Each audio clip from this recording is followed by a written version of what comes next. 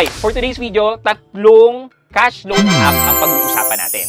Pinagsama-sama ko siya in today's video kasi itong mga cash loan app na to, medyo straightforward naman siya. Na hindi natin kailangan mag-explain ng mahaba para malaman lang itong offer nila at mai-compare ang bawat isa. Dahil nga it is the season of enrollment, tama lang naman na pag-usapan din natin itong mga quick cash loan na available sa mga apps natin. So sino-sino ba sila? Well, nandyan si Grab, which is the Grab Cash Loan, si Lazada, which is Lazada Fast Cash, and si TikTok, which is the TikTok Cash Loan.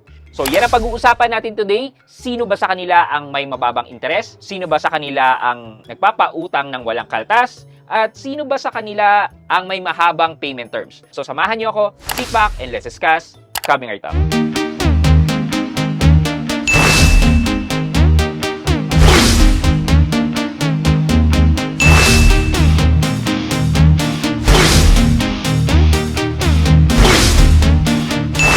Hi guys, this is Pat and you're in Pat Quintos Review TV. So if you're new to my channel, I do reviews about personal finance na meron akong experience or meron na akong knowledge na ginawa ko na ng videos and playlists na makikita nyo dito sa taas. At kung bago ka dito sa channel ko, you may want to consider subscribing to my channel. So ito nga ang tatlong pag-uusapan natin is pinagsama-sama ko na lang kasi medyo short lang naman bawat isa. So it would not make sense kung gagawa natin ng separate video tapos papahabain lang natin, di ba? Anyway, unahin natin munang pag-usapan si Grab Cash Loan.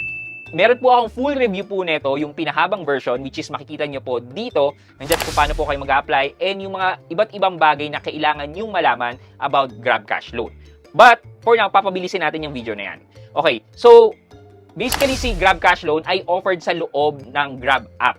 So, kapag ginagamit nyo po yan, the more na nagkakaroon po ng chance na ma-offeran po kayo ng Grab Cash Loan. So basically, mag-a-apply lang po kayo sa Grab app, magsasubmit po kayo ng information nyo, and then magki-KYC po kayo, selfie verification, and ID. Once done, in just few minutes, makakatanggap po kayo ng approval from Grab providing you their initial loan offering. Sinabi ko po dito na initial because ito pong loan offer nila na katulad po sa akin ngayon na 10,000 pesos is lulubog lilitaw. Anong ibig ko sabihin? Well, now makikita ko may offer, maya-maya, wala na po yan. As in, this week meron, next week wala, etc. etc. Ganun ka bilis magkaroon at ganun ka bilis mawalan ng offer. Kung bakit, hindi ko po alam. At the same time, dati tumaas yung credit limit ko, 11,000, ngayon binaba nila sa 10,000. So, yeah, we could not really tell na kung ano yung binigay na offer sa inyo na credit line, yun ay magiging offer sa inyo lagi. So, it would vary. So, once na matanggap nyo na yung offer, pwede na kayong mag-loan. Gusto ko lang sabihin sa inyo na currently, ang loan tenure lang po na ino-offer ni Grab Cash Loan ay up to 3 months. And kung ang tanong is buo nating makukuha, well, meron po siyang processing fee na dinededuct dun sa loan proceeds. Basically, up to 2% na processing fee ang pwede nilang i-deduct dito sa loan na kukunin nyo with Grab. In addition, if you want to, let's say, close your loan or magbayad in advance, pwede naman, kaso medyo mahirap. Hindi siya automatic na makakapagbayad ka sa app. You have to contact the customer service and make a payment arrangement sa kanila if you want to close the account. Though hindi ka naman din nila ipe-penalize if you want to early close the loan account. Para mapakita po natin ang interest, silipin po natin yung Grab. So ito po, nandito po sa new, itong loans na to. Ayan, cash loan. As I said, 10,000 po yung offer sa akin ngayon. And kung mapapansin nyo po dito, 4.99% per month ang interest. Yeah, ang total repayment ko for a 10,000 peso loan sa loob ng 3 months ay 11,896.99. I-add na rin po natin dito yung 399.99 na processing fee. I-add po natin siya kasi i-deduct po to sa loan proceeds natin . So basically, 12,296.98 po ang total repayment po natin. Kasama po ang processing fee. I-subtract po natin yung 10,000 na loan proceed, it would give us 2,296.98. I-divide po natin yan by 10,000. Nasa 22.96 or 22.97% po sa loob ng 3 months. I-divide po natin yan by 3. Yan po, lumalabas na 7.66% po ang monthly niya talaga kasama yung processing fee. Kung kukunin po natin yung APR times 12, yan, nasa 91.88% po ang APR ni Grab Cash Loan. Medyo malaki po to. Kung ako po sa inyo, I would rather use Atomic Cash, Bilis, or even S-Loan na pinag-usapan natin kahapon. Okay, number 2 na pag-uusapan natin ay si Lazada Fast Cash. For more detailed review on Lazada Fast Cash, you can head over to this video. Nandiyan yung step-by-step kung paano mag-sign up, mag-KYC, etc. etc. But now, quick info and then silipin natin sa app yung offer ni Lazada Fast Cash. Okay, so once you do your application and KYC sa Lazada, within 24 hours, dun po nila i-approve yung application nyo. There are some saying na mabilis lang naman, pero in my case, parang within the day bago siya na-approve. After the approval, you will receive a credit line. It can increase or decrease depending na lang sa how you manage or pay your loans. I'm happy to share na dito kay Lazada Fast Cash ay there's no upfront deduction.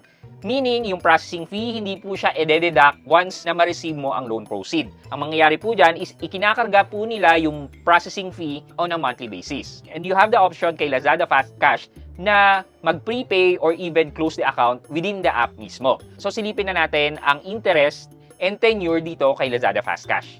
Lazada Fast Cash. So, basically, meron akong 11,500. Click natin withdraw. Edit lang po natin, lagay lang po natin 10,000 para apples to apples comparison po with Grab Cash Loan.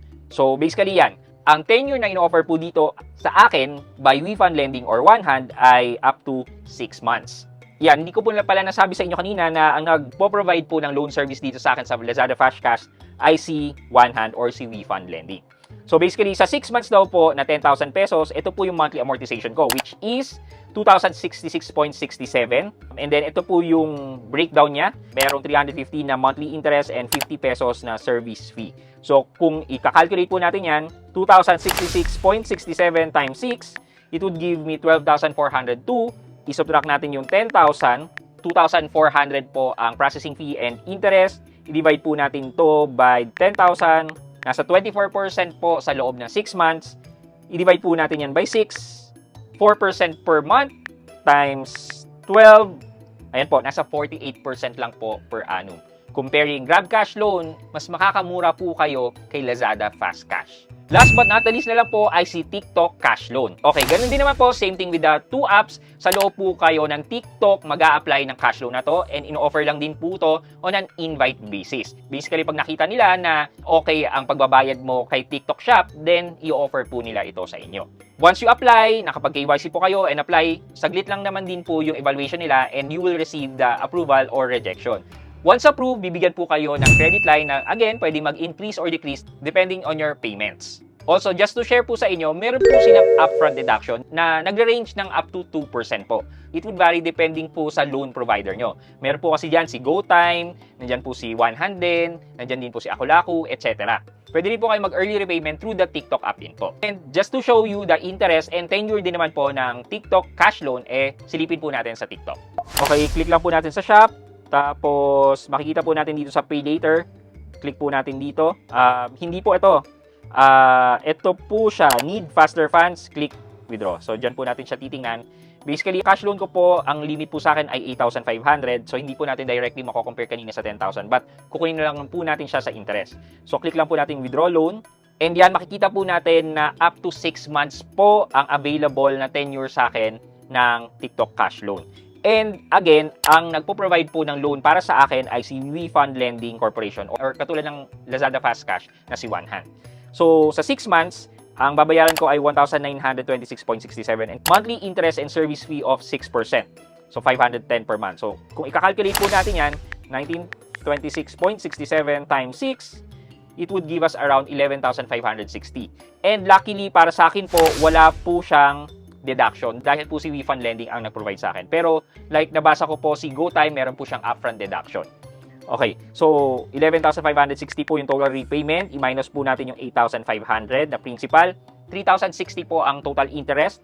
I-divide po natin to by 8,500. It would give us around 36% sa loob ng 6 months. I-divide po natin yan by 6. Yan, lumalabas na 6% nga po per month. I-multiply po natin to by 12. Nasa 72% per annum. So, in terms of tenure, mas mahaba po ang binibigay ni Lazada Fast Cash and ni TikTok Cash Loan.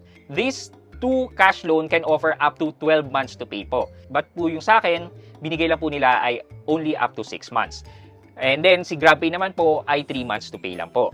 In terms of interest, unang-una po natin ay si Lazada Fast Cash, na ito po ang interest. Pangalawa po natin ay si TikTok Cash Loan, which is ito po ang interest. And last po natin si Grab, which has 90+% na interest. So in summary, makikita po natin na ang best option po natin dito sa tatlo na cash loan ay through the Lazada Fast Cash. So this illustration is more on directional lang po kasi pwede pa rin po mag-vary yan based on your credit risk assessment. Okay, for our question of the day, since napag-usapan po natin longer payment terms, alin po kayo sa dalawa? Yung gusto nyo po ba ng longer payment terms dahil mas gusto nyong manageable ang monthly payments nyo? Or kayo po yung tao na gusto ng shorter term para sa peace of mind na once na nabayaran nyo na, wala na kayong utang? Alin po kayo sa dalawa and bakit yun po ang preference nyo? Let me know sa comment section sa baba for our weekly giveaway. Yun lamang po for today's video, but before we end this video, mag-shoutout po muna tayo at shoutout kay Fritz Kakanindin at Fritz Kakanindin 2940.